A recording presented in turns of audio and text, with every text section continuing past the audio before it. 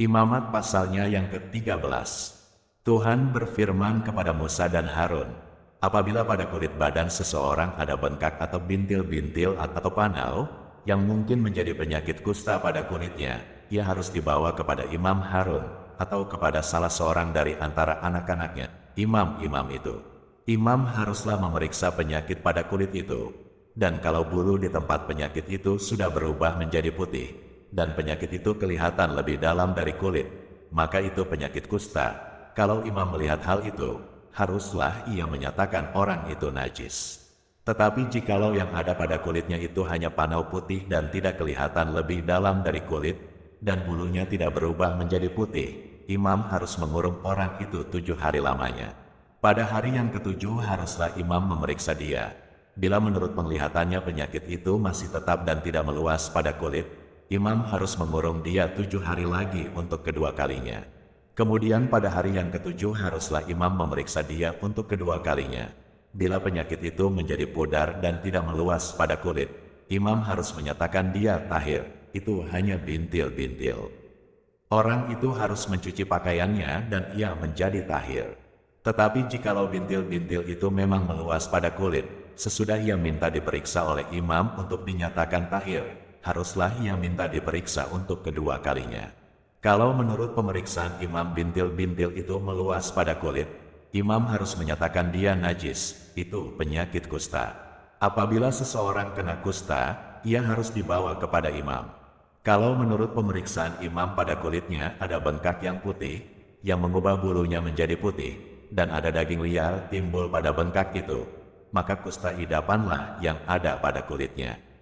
Imam harus menyatakan dia najis dengan tidak usah mengurung dia, karena orang itu memang sudah najis. Jikalau kusta itu timbul di mana-mana pada kulit, sehingga menutupi seluruh kulit orang sakit itu, dari kepala sampai kakinya, seberapa dapat dilihat oleh imam, dan kalau menurut pemeriksaannya kusta itu menutupi seluruh tubuh orang itu, maka ia harus dinyatakan tahir oleh imam, ia seluruhnya telah berubah menjadi putih, jadi ia tahir. Tetapi pada waktu ada tampak daging liar padanya, najislah ia. Kalau daging liar itu dilihat oleh imam, ia harus menyatakan orang itu najis, karena daging liar itu najis, dan itu penyakit kusta.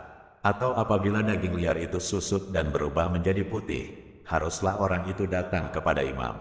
Kalau menurut pemeriksaannya penyakit itu telah berubah menjadi putih, haruslah imam menyatakan orang itu tahir, memang ia tahir. Apabila pada kulit seseorang ada barah yang telah sembuh, tetapi di tempat barah itu timbul bengkak yang putih atau panau yang putih kemerah-merahan, haruslah orang itu minta diperiksa oleh imam. Kalau menurut pemeriksaannya panau itu kelihatan lebih dalam daripada kulit dan bulunya telah berubah menjadi putih, maka imam harus menyatakan orang itu najis, karena penyakit kustalah yang timbul di dalam barah itu. Tetapi jikalau panau itu diperiksa oleh imam dan ternyata tidak ada bulu yang putih padanya, dan tidak lebih dalam daripada kulit, malahan pudar, imam harus mengurung orang itu 7 hari lamanya. Dan jikalau panau itu memang meluas pada kulit, imam harus menyatakan dia najis, itu penyakit kusta. Tetapi jikalau panau itu masih tetap dan tidak meluas, maka itu bekas barah, dan imam harus menyatakan orang itu tahir. Atau apabila pada kulit seseorang ada lecur karena api dan daging liar yang timbul pada lecur itu menjadi panau yang putih kemerah-merahan atau putih, maka imam harus memeriksa panau itu. Bila ternyata bulu pada panau itu berubah menjadi putih dan panau itu kelihatan lebih dalam dari kulit, maka yang timbul di dalam lecur itu adalah penyakit kusta, dan imam harus menyatakan orang itu najis, itu penyakit kusta. Tetapi jikalau menurut pemeriksaannya tidak ada pada panau itu bulu yang putih dan panau itu tidak lebih dalam daripada kulit, malahan pudar, imam harus mengurung orang itu 7 hari lamanya. Pada hari yang ke-7 imam harus memeriksa lagi dia. Jikalau panau itu memang meluas pada kulit, maka haruslah imam menyatakan dia najis, itu penyakit kusta. Tetapi jikalau panau itu masih tetap dan tidak meluas pada kulit, malahan pudar, maka itu bengkak lecur dan imam harus menyatakan dia tahir, sebab itu bekas lecur. Apabila seorang laki-laki atau perempuan mendapat penyakit pada kepala atau pada janggut, imam harus memeriksa penyakit itu. Bila itu kelihatan lebih dalam dari kulit, dan ada padanya rambut halus yang kuning, maka imam harus menyatakan orang itu najis, karena itu kudis kepala, yakni kusta kepala atau kusta janggut. Dan apabila menurut pemeriksaannya penyakit kudis itu tidak kelihatan lebih dalam dari kulit dan tidak ada padanya rambut yang hitam, maka imam harus mengurung orang yang kena penyakit kudis itu 7 hari lamanya. Pada hari yang ke-7 imam harus memeriksa penyakit itu. Bila ternyata kudis itu tidak meluas dan tidak ada rambut yang kuning padanya, dan kudis itu tidak kelihatan lebih dalam dari kulit, maka orang itu harus bercukur. Hanya tempat kudis itu tidak boleh dicukurnya. Lalu imam harus mengurung orang yang kena kudis itu untuk kedua kalinya 7 hari lagi. Kemudian pada hari yang ke-7 imam harus memeriksa lagi kudis itu. Bila ternyata kudis itu tidak meluas pada kulit dan tidak kelihatan lebih dalam dari kulit, maka imam harus menyatakan orang itu tahir, dan ia harus mencuci pakaiannya dan ia menjadi tahir. Tetapi jikalau kudis itu memang meluas pada kulit, sesudah ia dinyatakan tahir, dan menurut pemeriksaan imam kudis itu meluas pada kulit, maka imam tidak usah lagi mencari rambut yang kuning, memang orang itu najis. Tetapi jikalau menurut penglihatan imam kudis itu masih tetap, dan ada rambut hitam tumbuh pada kudis itu, maka kudis itu sudah sembuh, dan orang itu tahir, dan imam harus menyatakan dia tahir. Apabila pada kulit seorang laki-laki atau perempuan ada panau-panau, yakni panau-panau yang putih, imam harus melakukan pemeriksaan. Bila ternyata pada kulitnya ada panau-panau pudar dan putih, maka hanya kuraplah yang timbul pada kulitnya dan orang itu tahir. Apabila rambut kepala seorang laki-laki meluruh, dan ia hanya menjadi botak, ia tahir. Jikalau rambutnya meluruh pada sebelah mukanya, dan ia menjadi botak sebelah depan, ia tahir. Tetapi apabila pada kepala yang botak itu, sebelah atas atau sebelah depan, ada penyakit yang putih kemerah-merahan, maka penyakit kustalah yang timbul pada bagian kepala yang botak itu. Lalu imam harus memeriksa dia. Bila ternyata bahwa bengkak pada bagian kepala yang botak itu putih kemerah-merahan, dan kelihatannya seperti kusta pada kulit, maka orang itu sakit kusta, dan ia najis, dan imam harus menyatakan dia najis, karena penyakit yang di kepalanya itu. Orang yang sakit kusta harus berpakaian yang cabik-cabik, rambutnya terurai dan lagi ia harus menutupi mukanya sambil berseru-seru, najis. Najis. Selama ia kena penyakit itu, ia tetap najis. Memang ia najis, ia harus tinggal terasing, di luar perkemahan itulah tempat kediamannya. Apabila pada pakaian ada tanda kusta, pada pakaian bulu domba atau pakaian lenan, entah pada benang lungsin atau benang pakannya, entah pada kulit atau sesuatu barang kulit, kalau tanda pada barang-barang itu sudah kemerah-merahan warnanya, maka itu kusta. Hal itu harus diperiksakan kepada imam. Kalau tanda itu telah diperiksa oleh imam, ia harus mengasingkan yang mempunyai tanda itu 7 hari lamanya. Pada hari yang ke-7 ia harus memeriksa tanda itu lagi. Apabila tanda itu meluas pada pakaian atau benang lungsin atau benang pakan atau pada kulit, entah untuk barang apapun kulit itu dipakai, maka itu adalah kusta yang jahat sekali, dan barang itu najis. Ia harus membakar barang-barang yang mempunyai tanda itu.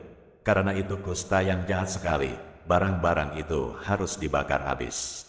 Tetapi jikalau menurut pemeriksaan imam tanda itu tidak meluas pada barang-barang itu, maka imam harus memerintahkan orang mencuci barang yang mempunyai tanda itu, lalu ia harus mengasingkannya 7 hari lagi untuk kedua kalinya. Kemudian sesudah barang itu dicuci, imam harus memeriksa tanda itu lagi. Bila ternyata rupa tanda itu tidak berubah, biarpun itu tidak meluas, maka barang itu najis, dan engkau harus membakarnya habis, karena tanda itu semakin mendalam pada sebelah belakang atau sebelah muka. Dan jikalau menurut pemeriksaan imam tanda itu menjadi pudar sesudah dicuci, maka ia harus mengoyakkannya dari barang-barang itu. Tetapi jikalau tanda itu tampak pula pada barang-barang itu, maka itu kusta yang sedang timbul, barang yang mempunyai tanda itu, haruslah kau bakar habis. Tetapi barang-barang yang telah kau cuci, sehingga tanda itu lenyap daripadanya, haruslah dicuci untuk kedua kalinya, barulah menjadi tahir.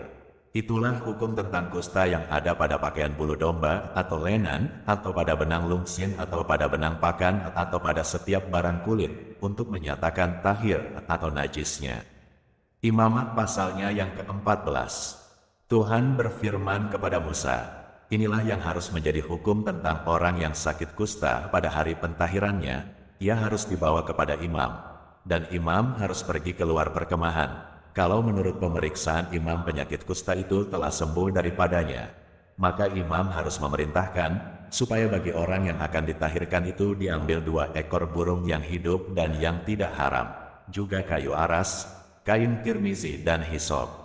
Imam harus memerintahkan supaya burung yang seekor disembelih di atas belanga tanah berisi air mengalir. Tetapi burung yang masih hidup haruslah diambilnya bersama-sama dengan kayu aras, kain kirmizi dan hisop. Lalu bersama-sama dengan burung itu semuanya harus dicelupkannya ke dalam darah burung yang sudah disembelih di atas air mengalir itu. Kemudian ia harus memercik 7 kali kepada orang yang akan ditahirkan dari kusta itu dan dengan demikian mentahirkan dia. Lalu burung yang hidup itu haruslah dilepaskannya ke padang. Orang yang akan ditahirkan itu haruslah mencuci pakaiannya, mencukur seluruh rambutnya dan membasuh tubuhnya dengan air, maka ia menjadi tahir. Sesudah itu ia boleh masuk ke dalam perkemahan, tetapi harus tinggal di luar kemahnya sendiri 7 hari lamanya. Maka pada hari yang ke-7 ia harus mencukur seluruh rambutnya, rambut kepala, janggut, alis, bahkan segala bulunya harus dicukur, pakaiannya dicuci, dan tubuhnya dibasuh dengan air, maka ia menjadi tahir. Pada hari yang ke-8 ia harus mengambil 2 ekor domba jantan yang tidak bercela dan seekor domba betina berumur setahun yang tidak bercela dan 3/10 eva tepung yang terbaik diolah dengan minyak sebagai korban sajian, serta 1 log minyak. Imam yang melakukan pentahiran itu harus menempatkan orang yang akan ditahirkan bersama-sama dengan persembahannya di hadapan Tuhan di depan pintu kemah pertemuan. Dan ia harus mengambil domba jantan yang seekor dan mempersembahkannya sebagai tebusan salah bersama-sama dengan minyak yang 1 log itu. Dan ia harus mempersembahkannya sebagai persembahan unjukan di hadapan Tuhan. Domba jantan itu harus disembelihnya di tempat orang menyembelih korban penghapus dosa dan korban bakaran, di tempat kudus, karena korban penebus salah, begitu juga korban penghapus dosa, adalah bagian imam, itulah bagian maha kudus. Imam harus mengambil sedikit dari darah tebusan salah itu dan harus membubuhnya pada cuping telinga kanan dari orang yang akan ditahirkan dan pada ibu jari tangan kanan dan pada ibu jari kaki kanannya. Imam harus mengambil sedikit dari minyak yang 1 log itu dan menuangnya ke telapak tangan kiri imam sendiri. Ia harus mencelupkan jari kanannya ke dalam minyak yang di telapak tangan kirinya itu dan sedikit dari minyak itu haruslah dipercikannya dengan jarinya 7 kali di hadapan Tuhan. Dari minyak selebihnya imam harus membubuh sedikit pada cuping telinga kanan orang itu, pada ibu jari tangan kanannya dan pada ibu jari kaki kanannya, di tempat mana darah tebusan salah dibubuhkan. Dan apa yang tinggal dari minyak itu haruslah dibubuhnya pada kepala orang yang akan ditahirkan. Dengan demikian, imam mengadakan pendamaian bagi orang itu di hadapan Tuhan. Imam harus mempersembahkan korban penghapus dosa dan dengan demikian mengadakan pendamaian bagi orang yang akan ditahirkan dari kenajisannya, dan sesudah itu ia harus menyembelih korban bakaran. Kemudian imam harus mempersembahkan korban bakaran dan korban sajian di atas mezbah. Dengan demikian, imam mengadakan pendamaian bagi orang itu, maka ia menjadi tahir.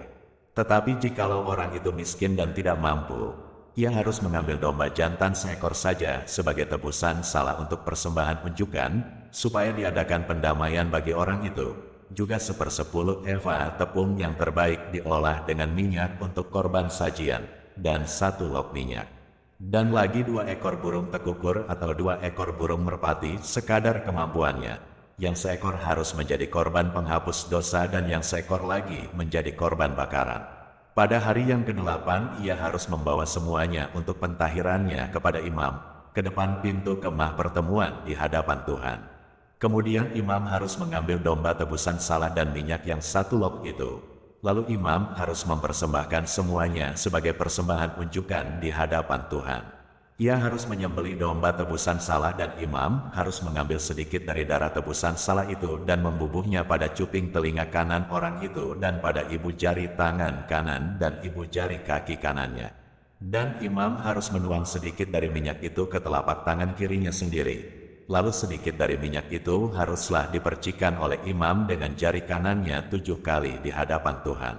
Kemudian imam harus membungkus sedikit dari minyak itu pada cuping telinga kanan dari orang yang akan ditahirkan, pada ibu jari tangan kanannya dan pada ibu jari kaki kanannya, di tempat mana dibubuhi darah tebusan salah itu.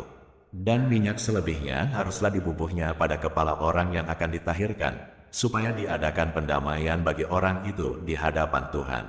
Lalu ia harus mempersembahkan seekor dari kedua burung tekukur atau anak burung merpati, yang dibawa orang itu sekadar kemampuannya, yang seekor sebagai korban penghapus dosa, dan yang seekor lagi sebagai korban bakaran, di samping korban sajian. Dengan demikian, imam mengadakan pendamaian bagi orang yang akan ditahirkan di hadapan Tuhan. Itulah hukum tentang pentahiran seorang yang kena kusta yang tidak mampu. Tuhan berfirman kepada Musa dan Harun, "Apabila kamu masuk ke tanah Kanaan yang akan kuberikan kepadamu menjadi milikmu, dan aku mendatangkan tanda kusta di sebuah rumah di negeri milikmu itu, maka pemilik rumah itu harus datang memberitahukannya kepada imam, 'Ada kelihatan seperti tanda kusta di rumahku.' Maka imam harus memerintahkan supaya rumah itu dikosongkan sebelum ia datang memeriksa tanda kusta itu, supaya jangan menjadi najis segala yang ada di dalam rumah itu, dan sesudah itu barulah imam datang untuk memeriksanya. Kalau menurut pemeriksaannya tanda pada dinding rumah itu merupakan lekuk-lekuk yang kehijau-hijauan atau kemerah-merahan warnanya, yang kelihatan lebih dalam dari permukaan dinding itu, imam harus keluar dari rumah itu, lalu berdiri di depan pintu rumah, dan menutup rumah itu 7 hari lamanya. Pada hari yang ke-7 imam harus datang kembali. Kalau menurut pemeriksaannya tanda kusta itu meluas pada dinding rumah, maka imam harus memerintahkan supaya orang mengungkit batu-batu yang kena tanda itu dan membuangnya keluar kota ke suatu tempat yang najis. Dan ia harus mengikis rumah itu sebelah dalam berkeliling, dan kikisan lepa itu haruslah ditumpahkan keluar kota ke suatu tempat yang najis. Dan orang harus mengambil batu-batu lain, lalu memasangnya sebagai pengganti batu-batu tadi, dan harus mengambil lepa lain dan melepa rumah itu. Tetapi jikalau tanda itu timbul lagi di dalam rumah itu, sesudah batu-batunya diungkit dan sesudah rumah itu dikikis, bahkan sesudah dilepa lagi, dan kalau imam datang dan menurut pemeriksaannya tanda itu meluas di dalam rumah, maka kusta ganaslah yang di dalam rumah itu, dan rumah itu najis. Rumah itu haruslah dirombak, yakni batunya, kayunya dan segala lepa rumah itu, lalu dibawa semuanya keluar kota ke suatu tempat yang najis. Dan orang yang masuk ke dalam rumah itu selama rumah itu ditutup, menjadi najis sampai matahari terbenam. Dan orang yang tidur di dalam rumah itu haruslah mencuci pakaiannya. Demikian juga orang yang makan di dalam rumah itu haruslah mencuci pakaiannya. Tetapi jikalau imam datang dan menurut pemeriksaannya tanda itu tidak meluas di dalam rumah itu, sesudah dilepa, maka imam harus menyatakan rumah itu tahir, karena tanda itu telah hilang. Kemudian, untuk menyucikan rumah itu, haruslah ia mengambil 2 ekor burung, kayu aras, kain kirmizi, dan hisop. Burung yang seekor haruslah disembelihnya di atas belanga tanah berisi air mengalir. Lalu ia harus mengambil kayu aras dan hisop, kain kirmizi dan burung yang masih hidup itu, dan mencelupkan semuanya ke dalam darah burung yang sudah disembelih dan ke dalam air mengalir itu. Kemudian ia harus memercik kepada rumah itu 7 kali. Dengan demikian, ia harus menyucikan rumah itu dengan darah burung, air mengalir, burung yang hidup, kayu aras, hisop, dan kain kirmizi. Itulah hukum tentang setiap penyakit kusta, kudis kepala, tentang kusta pada pakaian dan rumah, tentang bengkak, bintil-bintil dan panau, untuk memberi petunjuk dalam hal najis atau dalam hal tahir. Itulah hukum tentang kusta. Imamat pasalnya yang ke-15. Tuhan berfirman kepada Musa dan Harun, "Berbicaralah kepada orang Israel dan katakan kepada mereka, apabila aurat seorang laki-laki mengeluarkan lelehan, maka najislah ia karena lelehannya itu. Beginilah kenajisannya berhubung dengan lelehannya itu, bila auratnya membiarkan lelehan itu mengalir, atau bila auratnya menahannya, sehingga tidak mengeluarkan lelehan, maka itulah kenajisannya. Setiap tempat tidur yang ditiduri orang yang mengeluarkan lelehan itu menjadi najis, dan setiap barang yang didudukinya menjadi najis juga. Setiap orang yang kena kepada tempat tidurnya haruslah mencuci pakaiannya, membasuh tubuhnya dengan air dan ia menjadi najis sampai matahari terbenam. Siapa yang duduk di atas barang yang telah diduduki oleh orang yang demikian haruslah mencuci pakaiannya, membasuh tubuhnya dengan air, dan ia menjadi najis sampai matahari terbenam. Siapa yang kena kepada tubuh orang yang demikian, haruslah mencuci pakaiannya, membasuh tubuhnya dengan air dan ia menjadi najis sampai matahari terbenam. Apabila orang yang demikian meludahi orang yang tahir, haruslah orang ini mencuci pakaiannya, membasuh tubuhnya dengan air dan ia menjadi najis sampai matahari terbenam. Dan setiap pelana yang diduduki orang yang demikian menjadi najis. Setiap orang yang kena kepada sesuatu bekas tempat orang tadi menjadi najis sampai matahari terbenam. Siapa yang mengangkatnya, haruslah mencuci pakaiannya, membasuh tubuhnya dengan air dan ia menjadi najis sampai matahari terbenam. Dan setiap orang yang kena pada orang yang demikian, sedang orang ini tidak mencuci tangan dahulu dengan air, haruslah mencuci pakaiannya, membasuh tubuhnya dengan air dan ia menjadi najis sampai matahari terbenam. Kalau orang itu kena pada belanga tanah, itu haruslah dipecahkan, dan setiap perkakas kayu haruslah dicuci dengan air. Apabila orang yang demikian sudah bersih dari lelehannya, ia harus menghitung 7 hari lagi untuk dapat dinyatakan tahir, lalu mencuci pakaiannya, membasuh tubuhnya dengan air mengalir, maka ia menjadi tahir. Pada hari yang ke-8 ia harus mengambil 2 ekor burung tekukur atau 2 ekor anak burung merpati, dan datang ke hadapan Tuhan, ke pintu kemah pertemuan, dan menyerahkan burung-burung itu kepada imam. Lalu imam harus mempersembahkannya, yang seekor sebagai korban penghapus dosa dan yang seekor lagi sebagai korban bakaran. Dengan demikian, imam mengadakan pendamaian bagi orang itu di hadapan Tuhan karena lelehannya. Apabila seorang laki-laki tertumpah maninya, ia harus membasuh seluruh tubuhnya dengan air dan ia menjadi najis sampai matahari terbenam. Setiap pakaian dan setiap kulit yang kena tumpahan mani itu haruslah dicuci dengan air dan menjadi najis sampai matahari terbenam. Juga seorang perempuan, kalau seorang laki-laki tidur dengan dia dengan ada tumpahan mani, maka keduanya harus membasuh tubuhnya dengan air dan mereka menjadi najis sampai matahari terbenam. Apabila seorang perempuan mengeluarkan lelehan, dan lelehannya itu adalah darah dari auratnya, ia harus 7 hari lamanya dalam cemar kainnya, dan setiap orang yang kena kepadanya menjadi najis sampai matahari terbenam.